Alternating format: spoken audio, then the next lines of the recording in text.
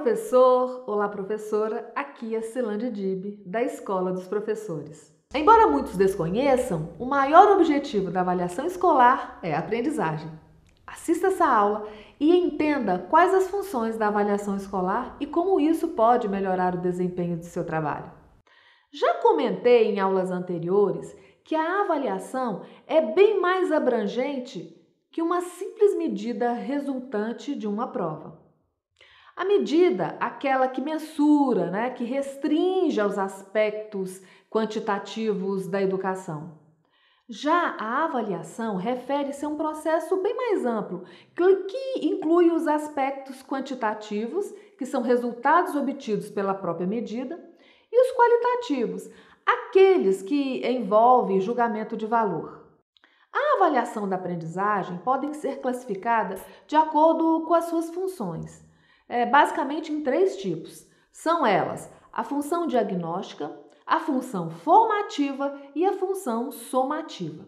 A função diagnóstica pretende avaliar a posição do aluno diante das novas aprendizagens que lhe serão propostas e aprendizagens anteriores, a quais servem de base para as novas abordagens. Geralmente ela é feita por meio de instrumentos formais, como testes e provas, Por exemplo, no início do ano letivo, o professor faz aquela avaliação diagnóstica para entender como anda o nível dos estudantes sobre um determinado conhecimento. Nas séries iniciais, por exemplo, é muito comum para identificar o nível de leitura dos estudantes da turma, para saber como os conteúdos deverão ser ministrados e, claro, favorecer o desenvolvimento pleno dessa leitura. Bom, daí o professor aplica um teste com textos e perguntas sobre a interpretação textual. Sobre a formação, sobre a função formativa, ela vai ter um cunho mais processual. Ela visa avaliar em que medidas os objetivos são pretendidos, e como eles serão alcançados por meio de atividades propostas e em que medida estará havendo compatibilidade entre os objetivos propostos e os resultados obtidos. Esse tipo de avaliação, ela possibilita ao aluno conhecer seus erros e acertos. Também permite ao professor identificar deficiências na forma de ensinar. A avaliação formativa utiliza instrumentos formais como provas, exercícios, testes, registros em diários, observações em discussões de debates, etc.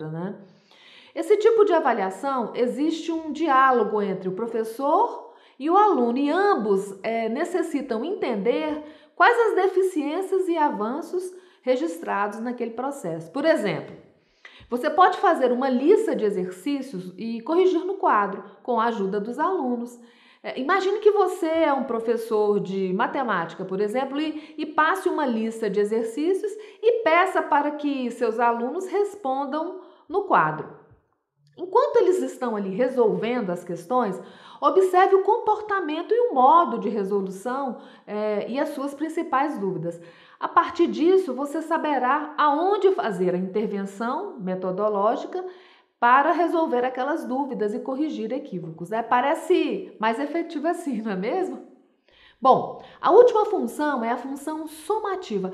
Ela está voltada para o resultado da unidade de aprendizagem em questão e tem como objetivo determinar o grau de domínio do aluno em uma área de aprendizagem. Nesse caso, ela teria o propósito de classificar os alunos ao final de um período de aprendizagem. Para isso, você vai utilizar instrumentos como provas, Eles são considerados objetivos, esses instrumentos, ele vai medir. Aqui, no final de uma unidade de ensino-aprendizado e do planejamento didático-pedagógico do professor, seleciona-se uma quantidade de questões que vão avaliar os principais objetivos educacionais que deveriam ser aprendidos. E depois de toda essa abordagem, você vai fazer ali, durante um determinado tempo, marcar um determinado tempo, onde o estudante vai medir, vai fazer aquela prova. O estudante, nesse momento, individualmente, ele vai ter a chance de resolver aquelas questões para demonstrar o que ele aprendeu. Assim, tal instrumento deve ser elaborado para oferecer condições de mensurar, dar a nota, registrar. Observe, porém, que esta não pode ser a única medida de aprendizagem. Durante o processo de avaliação, você pode reorganizar, reorientar suas ações para favorecer melhores resultados possíveis na aprendizagem. No ambiente educacional, observar e analisar o processo de ensino é fundamental para que o professor possa fazer a leitura e a interpretação daqueles dados. Ele também deve observar a função diagnóstica e a função somativa, não apenas a avaliação de classificação. Afinal, é preciso saber a quantas andas a aprendizagem para decidir que rumo tomar.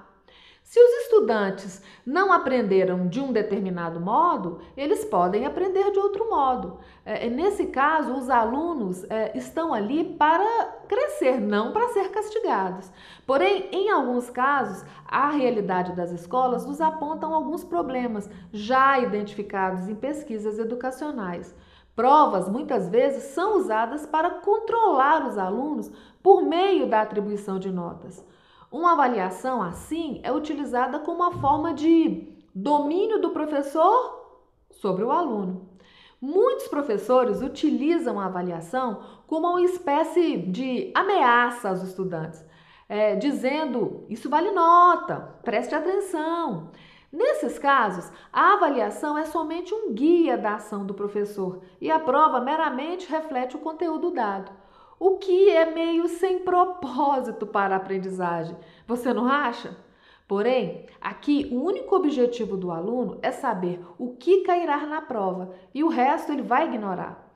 Então, essa reflexão talvez esteja fazendo você repensar atitudes e comportamentos no que valemos com os professores na condição de instrutor, para manter a ordem, na sala de aula, o respeito. Porém, o grande paradoxo reside no fato de que o baixo desempenho serve para rotular o aluno, dirigir broncas à turma, tipo, a turma tirou nota baixa e a culpa foi dos alunos que não prestaram atenção nas aulas.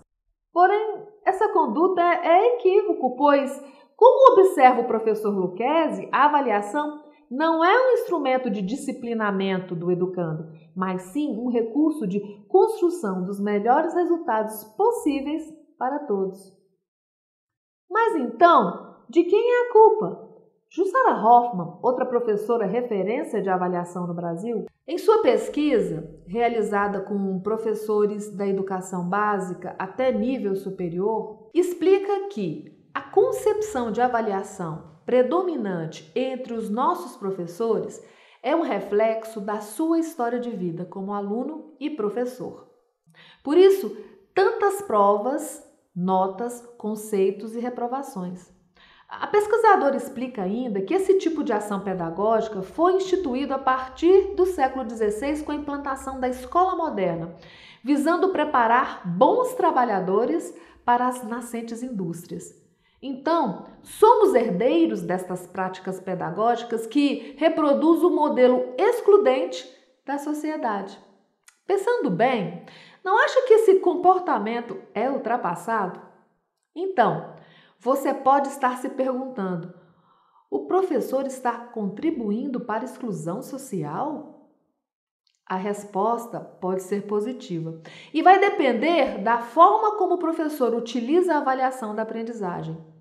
Enquanto o professor não mudar a sua forma de trabalhar em sala de aula, adotando uma prática avaliativa que conceba a avaliação do tipo reflexiva, crítica e emancipatória, a responsabilidade do ensino excludente pode sim recair sobre os seus ombros.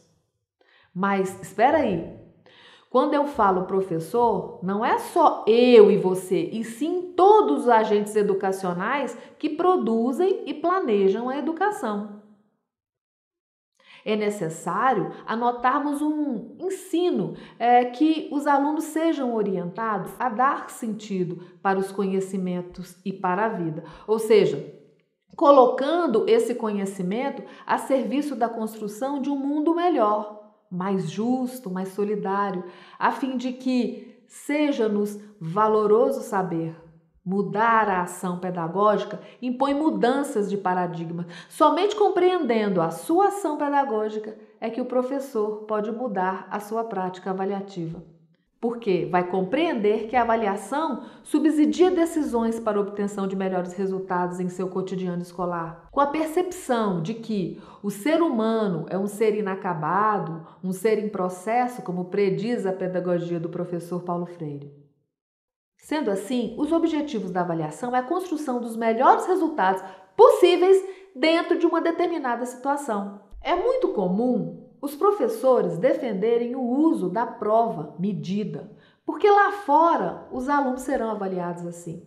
Por isso, eles têm que se acostumar. A própria sociedade ainda é muito apegada às notas e à reprovação. A boa escola é aquela que o processo de ensino é passivo, repetitivo e alienante, não é verdade? É necessário que o professor perceba a diferença entre a avaliação e prova e aplique essa reflexão em suas práticas. Ocorre que muitas escolas, por mais que se tenha uma concepção de educação e de avaliação mais avançada, acabam sendo obrigadas a transformar todos os conceitos em notas. Sendo assim, o desafio é saber como o professor deve medir o desempenho de seus alunos.